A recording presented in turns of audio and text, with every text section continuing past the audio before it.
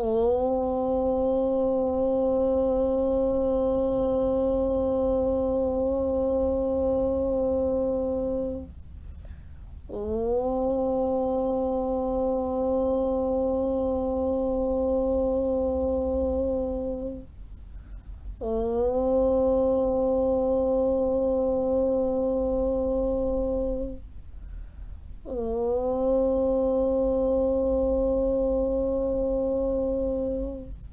नमस्ते, म प्रेक्षा पराजुली। म हजुरहरूलाई श्रीमद् भागवत यथारूपको बारेमा कुराकानी गर्दछु।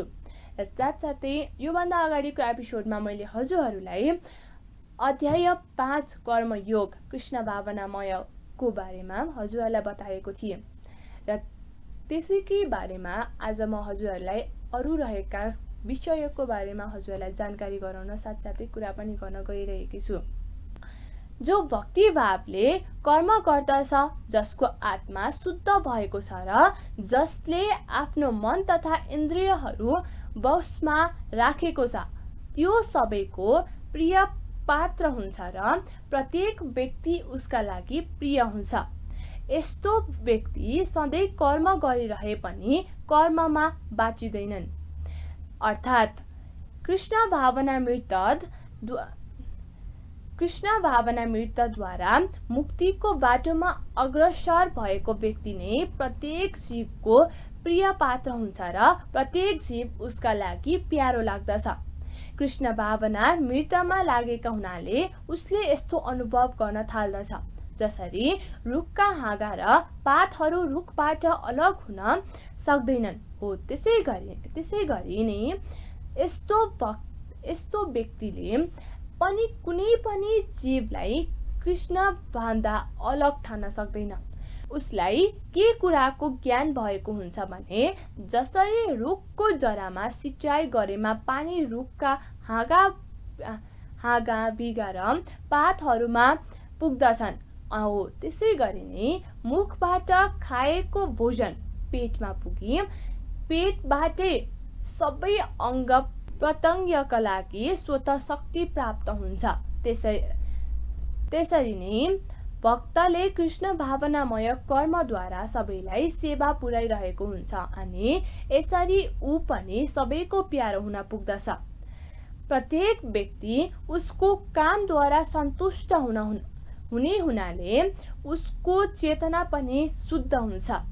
चेतना शुद्ध भएको हुनाले उसको मन पनि पूर्ण रूपमा नियन्त्रित हुन पुग्दछ। मन नियन्त्रित भएपछि उसका इन्द्रियहरू पनि संयमित रहन्छन्। यसरी सदैव कृष्णमा स्थिर रहेको मन कृष्णबाट कहिले पनि विचलित हुने प्रश्न नै उठ्दैनन्। हुन पनि कसरी नहोस्, उसलाई त कृष्णको सेवा बाहेक अरू कार्यमा आफ्ना इन्द्रियहरूलाई लगाउने समय नै हुँदैन। कृष्ण कथाका अतिरिक्त अरू केही सुन्ने इच्छा उसले राख्दैन। ऊ कृष्णलाई भोक लगाएको प्रसाद बाहेक अरू केही चिज पनि खान चाहदैन। ऊ त्यस्तो कुनै ठाउँमा जाँदैन जहाँ कृष्णको कुनै कार्य हुँदैन। यसको फलस्वरूप उसका इन्द्रियहरू पनि नियन्त्रित हुन पुग्दछन्। यस्ता इन्द्रिय संयमी व्यक्तिमा कसैप्रति कुनै पनि अपराध घटित हुन सक्दैन। यहाँ कसैले प्रश्न गर्न सक्दैन, त्यसो भए अर्जुन किन युद्ध क्षेत्रमा अरूप्रति आक्रमित भएका थिए त? के उनी कृष्ण भावना भावित भएका थिएनन्? अवश्य पनि भएका थिए, किनभने गीताकै दोस्रो अध्याय अनुसार आत्मा सधैँ अमर छ, तसर्थ युद्ध क्षेत्रका योद्धाहरू आफ्ना स्वरूपमा अमर छँदैछन्। कसले कसलाई मार्ने? अर्जुनले त कृत्रिम रूपमा आक्रमणको अभिनय मात्रै गरिरहेका थिए। अत आध्यात्मिक दृष्टिले कुरुक्षेत्रको युद्धभूमिमा कोही पनि मरेनन्। युद्धभूमिमा प्रत्यक्ष उपस्थित हुनुभएका श्री कृष्णका आज्ञाले तिनीहरूको वस्त्र शरीर मात्र बदलिएको थियो। अतएव अर्जुन कुरुक्षेत्रका युद्धभूमिमा युद्धरत भएर पनि वास्तवमा युद्ध गरिरहेका थिएनन्। उनी त पूर्ण रूपले कृष्ण भावनामा मग्न रहेर श्रीकृष्णको आज्ञा पालन मात्र गरिरहेका थिए। यस्ता व्यक्ति कहिले पनि कर्मका बन्धनमा बाँधिँदैनन्। दिव्य चेतनाले युक्त भएको मानिस त हेर्दा, सुन्दा, चुदा, सुत्दा, खाँदा, सुँग्दा तथा सास फेर्दा पनि मैले के गरिरहेकै छैन भन्ने विचार गरिरहेको हुन्छ। त्यसैगरी उसले कुराकानी गर्दा, विसर्जन गर्दा, ग्रहण गर्दा, आँखा हेर्दा या चिम्लिँदासम्म पनि भौतिक इन्द्रियहरू आफ्ना आफ्ना विषयमा लागिरहेका छन्, तर यी सबैबाट अलग छ भन्ने विचार गर्दछ। अर्थात् कृष्ण भावना भावित भएका व्यक्तिको जीवन शुद्ध हुन्छ, तसर्थ उसलाई टाढा र नजिकका कर्ता, कर्म, अधिष्ठान, प्रयास तथा भाग्य जस्ता 5 वटा कारणमाथि भर पर्नु पर्दैन। कृष्णको दिव्य प्रेमा भक्तिमा संलग्न भएका कारणले यस्तो हुन गएको हो। बाहिरबाट हेर्दा उसका शरीर तथा इन्द्रियहरूको कर्म गरिरहेको जस्तो देखिन्छ तापनि आध्यात्मिक कार्यमा भगवान कृष्णको दिव्य सेवामा लागिरहेको हुँदा ऊ आफ्नो वास्तविक स्थितिप्रति सदा सचेष्ट रहिरहन्छ। त्यसैले यस्तो अवस्थालाई आध्यात्मिक अनुरक्ति भन्नुपर्दछ। भौतिक चेतनामा हुँदा इन्द्रियहरू इन्द्रिय तृप्तिमै लागिरहेका हुन्छन् भने कृष्ण चेतनामा हुँदा तिनी इन्द्रियहरू कृष्णका इन्द्रिय तृप्तिमा लाग्दछन्।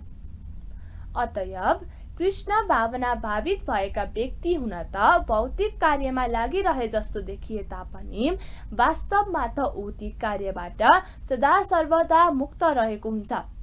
देख्ने र सुन्ने कार्य ज्ञान इन्द्रियको हो भने हिँड्नु, बोल्नु, विसर्जन गर्नु आदि कर्मेन्द्रियको काम हुन्। कृष्ण भावना भावित व्यक्ति कहिले किसिमको प्रामाणिक गुरुको खोजी गर्नु पर्दछ र त्यही गुणबाट कृष्ण भावना मृतको महत्व बुझ्नु पर्दछ। सूर्यको प्रकाशले अन्धकार हटाए जस्तै गरी कृष्ण भावनाले पनि सम्पूर्ण अविद्या नष्ट गरिदिन्छ। कसैलाई म शरीर होइन, म त शरीर भन्दा पर आत्मा हुँ भन्ने कुरा ज्ञान भएको भए पनि उसले आत्मा तथा परमात्मा बीचको फरक छुट्याउन नसक्ने सम्भावना पनि हुन्छ। तर यदि ऊ पूर्ण प्रामाणिक कृष्ण भावना भावित गुरुको शरणमा परेको छ भने उसलाई सबै कुराको ज्ञान हुन सक्दछ। ईश्वरका प्रतिनिधिसँग भेट भएपछि मात्र नै ईश्वर तथा ईश्वरसँगको आफ्नो सम्बन्धबारे यथार्थ ज्ञान पाउन सकिन्छ। ईश्वरको प्रतिनिधिको कहिले पनि आफूलाई ईश्वर हुँ भन्नु हुँदैन। यद्यपि उसको सम्मान ईश्वर समान हुन्छ किनभने उहाँलाई ईश्वरको ज्ञान भएको हुन्छ। मानिसले ईश्वर र जीवका बीचमा अन्तर बुझ्नु आवश्यक हुन्छ।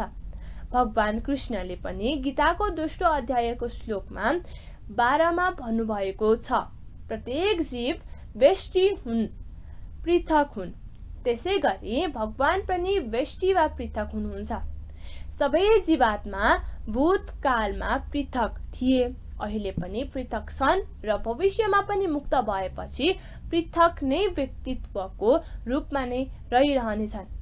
रातमा सबै वस्तुहरू एउटै जस्तो देखिए पनि दिनको उज्यालोमा त सबै वस्तु अलग अलग रूपमा आफ्नो यथार्थ रूपमा देखिन्छन्। आध्यात्मिक जीवनमा व्यष्टि जीवको पृथक पहिचान हुनु नै वास्तविक ज्ञान हो।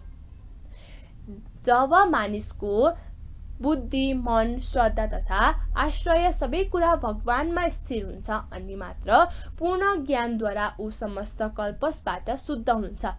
त्यसपछि नै मुक्तिको सिधा बाटोमा अग्रसर हुन थाल्दछ। अर्थात् भगवान कृष्ण नै परम दिव्य परम सत्य हुनुहुन्छ। समग्र गीता श्रीकृष्णले नै भगवान हुनुहुन्छ भन्ने घोषणा पनि केन्द्रित छ। समस्त वेदहरूको पनि अभिमत यस्तै हो। परम तत्वको अर्थ परम सत्य हो, जसले ज्ञानद्वारा भगवानलाई ब्रह्म परमात्मा तथा भगवानका रूपमा चिनेका छन् तिनीहरूले नै यो कुरा बुझिसकेको हुन्छन्। भगवान नै परम तत्वका पराकाष्ठ हुनुहुन्छ। उहाँभन्दा पर कोही पनि छैन। भगवान भन्नुहुन्छ, म त कञ्चित दस्ति धनञ्जय। भगवानले निराकार ब्रह्मको पनि अनुमोदन गर्नुभएको छ। ब्रह्म मणोहि प्रतिष्ठानहम्। तसर्थ कृष्ण नै सबै प्रकारका परम सत्य हुनुहुन्छ, जसको मन, बुद्धि, श्रद्धा, आश्रय सबै कुरा कृष्णमा आश्रित छन्। अर्थात् जो पूर्ण रूपले कृष्ण भावना भावित छन्, उसका सबै कल्पसहरू निश्चित रूपले पर्खालिन्छन् र ब्रह्म सम्बन्धी प्रत्येक पक्षको पूर्ण ज्ञान पनि उसलाई नै हुन्छ। कृष्ण भावना भावित व्यक्तिले कृष्णमा दैविक व्यक्तित्व, एकता र भिन्नता सँगसँगै छ भन्ने कुरा राम्रोसँग बुझेको हुन्छ र यस्तो दिव्य ज्ञानको युक्त भएको व्यक्तिले मुक्तिका बाटोमा दृढ रहेर आध्यात्मिक प्रगति गर्न सक्दछ। विनम्र साधु पुरुष आफ्नो वास्तविक ज्ञानबाट प्राप्त गुणका कारणले एउटा विद्वान तथा विनीत ब्राह्मणलाई र गाई, हात्ती, कुकुर तथा चण्डाललाई पनि समान दृष्टिले हेर्दछन्। अर्थात् कृष्ण भावना भावित व्यक्तिले कुन जातिको हो र कुन प्रजाति हो भन्ने कुरामा भेद दृष्टि राख्दैन। सामाजिक दृष्टिले ब्राह्मण तथा चण्डाल भिन्न भिन्न जातका हुन सक्दछन्, अथवा कुकुर, गाई, हात्ती पनि यौन अनुसार भिन्न हुन सक्दछन्। तर विद्वान योगीका दृष्टिमा यस्ता शरीरगत भेद अर्थहीन ठहरिन्छन्। यसको कारण के हो भने तिनीहरूको सम्बन्ध परमेश्वरसँग रहेको हुन्छ र परमेश्वर प्रत्येक हृदयमा परमात्माको रूपमा रहनुहुन्छ। परम सत्यको यस्तो ज्ञान नै वास्तविक ज्ञान हो। शरीरको सम्बन्ध विभिन्न जाति र योनिसँग भए पनि भगवान सबैप्रति समान रूपले दयालु हुनुहुन्छ। त्यसैले उहाँ जीवहरूका परिस्थितिप्रति असंलग्न रहेर पनि प्रत्येक जीवलाई आफ्नो मित्र सम्झनुहुन्छ र आफ्नो परमात्मा स्वरूपलाई कायमै राख्नुहुन्छ। परमात्माका रूपमा भगवान चण्डाल र ब्राह्मण दुवैका हृदयभित्र उपस्थित रहनुहुन्छ। यद्यपि चण्डाल र ब्राह्मण दुवैको शरीर फरक हुन सक्दछ। शरीर प्रकृतिका विभिन्न गुणहरूद्वारा वस्तु हो, तर शरीरभित्र रहने आत्मा र परमात्मा समान आध्यात्मिक गुण भएका तत्त्व हुन्। तैपनि आत्मा र परमात्माको गुणमा रहेको यो समानताले तिनीहरूलाई मात्रात्मक बनाउँदैन, किनभने व्यष्टि आत्मा कुनै विशेष शरीरमा उपस्थित रहन्छन् भने परमात्मा प्रत्येक शरीरमा विद्यमान हुनुहुन्छ। कृष्ण भावना भावित व्यक्तिलाई यसको पूर्ण ज्ञान हुन्छ र त्यसैले ऊ सही अर्थमा विद्वान समदर्शी हुन्छ। आत्मा र परमात्मा दुवै समान छन्, किनभने दुवै चेतन, शाश्वत तथा आनन्दमय छन्। तर तिनका प्रकार के छन् भने आत्मा चाहिँ शरीरको सीमाभित्र रहन्छ र परमात्मा सबै शरीरमा व्याप्त रहनुहुन्छ। परमात्मा भेदभाव रहित भएर सबै शरीरमा विद्यमान रहनुहुन्छ। आफ्नो मनलाई समता र एकत्वमा स्थापित गरेको व्यक्तिहरूले आफ्नो जन्म र मृत्युको अवस्थालाई पहिले नै जितिसकेको हुन्छ। तिनीहरू ब्रह्म जति निर्दोष हुन्छन् र यसरी सधैँ ब्रह्ममै स्थिर हुन्छन्।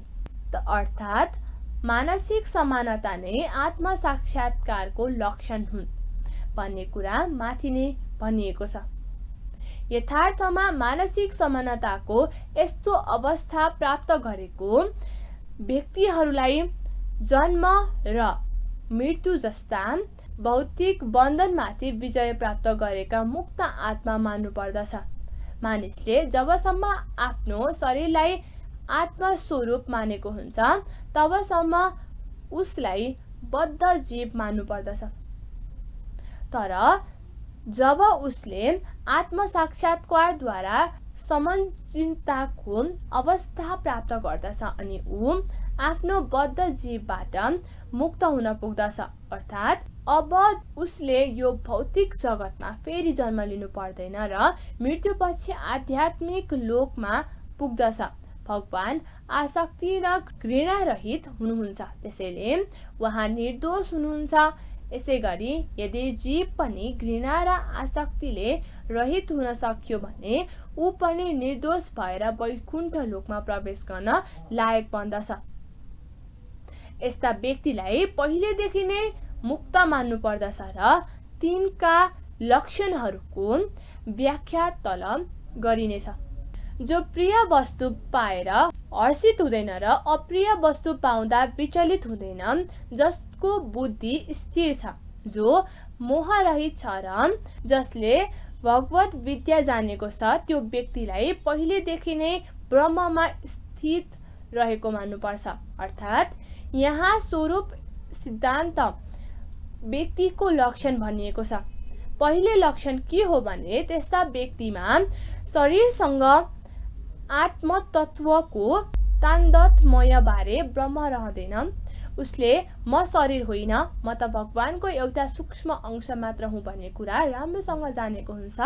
उसलाई न त केही प्राप्त हुँदा हर्ष हुन्छ, न त शरीरसँग सम्बन्धित कुनै पनि कुराको क्षति हुँदा शोक नै हुन्छ। मनको यो स्थिरतालाई स्थिर बुद्धि तथा आत्मबुद्धि भनिन्छ। तसर्थ ऊ यो स्थूल शरीरलाई आत्मा मान्ने भुल गरेर मोहग्रस्त हुँदा न त उसले शरीरलाई स्थायी वस्तु मानेर आत्माको अस्तित्वलाई नै नकार्न सक्दछ। यस्तो ज्ञानले उसलाई परम सत्य ब्रह्म परमात्मा तथा भगवान सम्बन्धी परिपूर्ण ज्ञानको अवस्थासम्म पुर्याउँदछ। यसरी उसले आफ्नो मौलिक स्वरूपलाई राम्रोसँग बुझ्दछ र हरेक पक्षबाट परम ब्रह्मसँग तदाकार हुने मिथ्या प्रयास गर्दैन। यसलाई ब्रह्म साक्षात्कार वा आत्म साक्षात्कार भनिन्छ। अनि यही स्थिर बुद्धि नै कृष्ण भावना हो। यस्तो मुक्ति पुरुष भौतिक इन्द्रिय सुखतिर आकृष्ट नभएर सदैव समाधिमा रहेर आफैभित्र आनन्दको अनुभव गर्दछ। यसरी आत्म साक्षात्कार गरेको व्यक्ति परम ब्रह्ममा एकाग्र चित्त रहने हुँदा असीम सुखको भोग गर्दछ। अर्थात् कृष्ण भावनाका महान भक्त श्री यमुनाचार्यले भन्नुभएको छ, जहिलेदेखि कृष्ण भक्तिमा लागेर मैले नित्य नयाँ नयाँ आनन्दको अनुभव गर्न थाले, त्यस समयदेखि नै नगरी सङ्गमको सुख सम्झिने बित्तिकै मेरा ओठ बटारिन्छन् र थुक्न मन लागेर आउँछ। बहुउपयोगी अर्थात् कृष्ण भावना भावित व्यक्ति भगवानको प्रेम भक्तिमा कतिसम्म तल्लीन रहन्छन् भने भौतिक इन्द्रिय सुखमा उसलाई कति पनि रुचि हुँदैन। भौतिक दृष्टिमा काम सुख नै सर्वोपरि आनन्द हो कि जस्तो लाग्दछ। सारा संसार त्यसैको अधीनमा रहेर चल्दछ। भौतिकवादी मानिसहरू त यसको प्रोत्साहन बिना कुनै काम गर्न सक्दैनन्। तर कृष्ण भावनामृतमा लीन भएको व्यक्ति भने विषय वासनाको सुख बिना पनि उत्साहपूर्वक आफ्नो काम काजमा लागिरहन्छ। आत्मसाक्षात्कारको कसी पनि यही हो। आत्मसाक्षात्कार र काम सुख कहिले पनि एकसाथ चल्न सक्दैन। कृष्ण भावना भावित व्यक्ति जीवन मुक्ति रहने हुँदा उसलाई कुनै प्रकारको इन्द्रिय सुखले आकर्षित गर्दै सक्दैन। मैले हजुरहरूलाई अध्याय 5 को अरू केही कुराहरू बताएँ। अब फेरि म हजुरहरूलाई अर्को एपिसोडमा यसका कर्मयोगको बारेमा अरू कुराहरू बताउनेछु। त्यतिन्जेलसम्म म हजुरहरूमाझ बिदा हुन चाहन्छु। हस्त नमस्ते। त्यतिन्जेलसम्म लाइफ ओके टेलिभिजन हेर्न नभुल्नुहोला र सबैजनालाई राधे राधे। कृष्ण भगवानले हजुरहरूलाई सदैव रक्षा गरून्।